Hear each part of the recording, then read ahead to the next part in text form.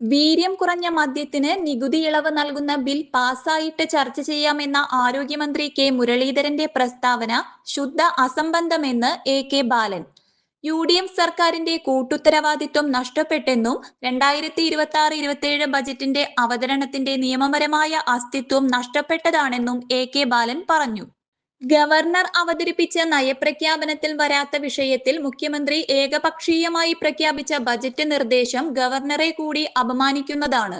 നയം പ്രഖ്യാപിക്കുന്നതുവരെ ധനബിൽ അവതരിപ്പിക്കുന്നത് മാറ്റിവെക്കണമെന്ന് കെ ബാലൻ പറഞ്ഞു. ധനബിൽ അവതരിപ്പിച്ചാൽ ബജറ്റ് പാസ്സാകും, പിന്നെ ഭേദഗതി ചെയ്യാനാകില്ല. സൂത്രപ്പണി ചെയ്യുകയാണെന്നും കെ ബാലൻ പറഞ്ഞു. മന്ത്രി എം ഷാജിക്കെതിരെയും കെ ബാലൻ രംഗത്തെത്തി.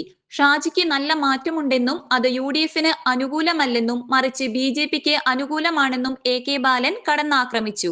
പ്രധാനമന്ത്രി ആവാസ് യോജന പ്രകാരം പണിയുന്ന വീടുകളിൽ പ്രധാനമന്ത്രി നരേന്ദ്രമോദിയുടെ ചിത്രം അടങ്ങുന്ന എംബ്ലം പതിക്കുന്നതിൽ ഒരു കുഴപ്പവുമില്ലെന്ന് കഴിഞ്ഞ ദിവസം എം ഷാജി പറഞ്ഞിരുന്നു.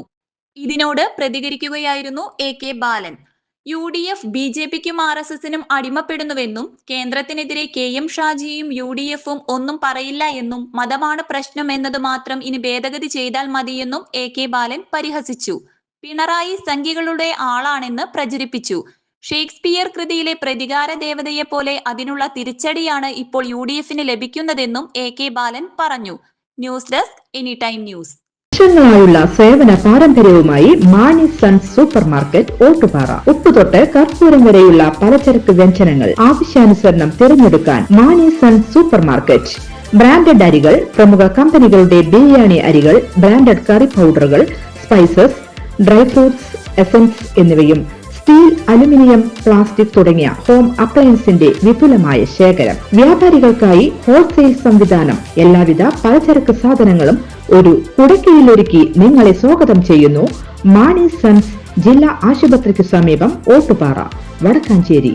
Phone number 9072303443 8078417443. കൂടുതൽ വാർത്തകൾക്ക് ഞങ്ങളുടെ ചാനൽ സബ്സ്ക്രൈബ് ചെയ്യുക. ഫേസ്ബുക്ക് ഫോളോ അപ്പ് ചെയ്യുക. വാർത്തകൾ വേഗത്തിലറിയാൻ എനി